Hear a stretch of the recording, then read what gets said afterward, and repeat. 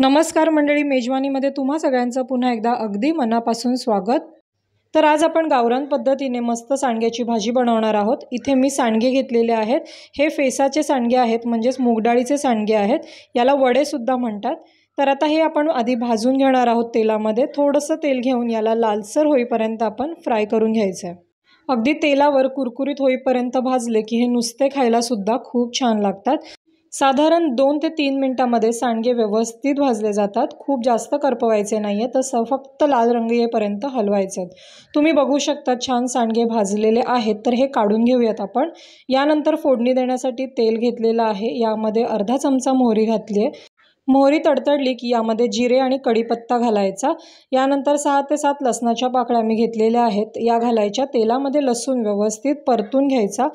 यानंतर मी एक मोठा कांदा बारीक चिरून घेतलेला आहे, तो घालणार आहे। यामध्ये खूप जास्त मसाले नाही आहेत, अगदी साधी सरळ सोपी आणि झटपट होणारी भाजी आहे। तर आपण कांदा लाल होईपर्यंत परतून घेऊयात। तुम्ही बघू शकतात कांदा व्यवस्थित लाल झालेला आहे। यानंतर यामध्ये आपण मसाले घालणार आहोत। तर इथे मी थोडीशी हळद घालते, लाल तिखट घालायचं आहे। इथे मी घाटी मसाला 1 चमचा घातलेला आहे। त्यानंतर काश्मीरी पावडर घालायची आहे आणि हे सगळे मसाले तेलामध्ये परतून घ्यायचे आहेत। यानंतर यामध्ये मी पाणी घालणार आहे। एक अंदाजे आपण सांडगे शिजण्यासाठी जेवढं पाणी लागेल तेवढं पाणी घालायचं आहे। तर इथे मी 2 ग्लास पाणी घालते।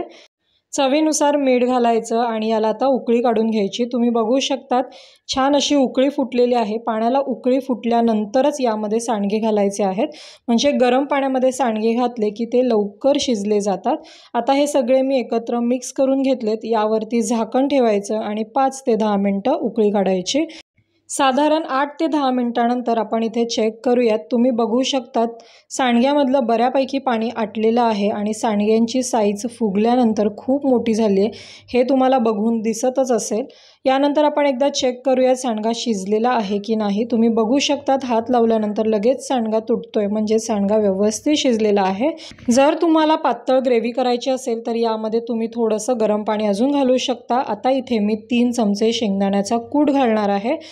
कुटामुळे भाजी व्यवस्थित मिळून येते। तर आपण आता हे सगळं मिक्स करून घेऊयात। तुम्हाला जर पातळ भाकरीसोबत सांडग्याची भाजी खायची असेल तर तुम्ही यामध्ये थोडंसं पाणी घालून उकळी काढू शकता।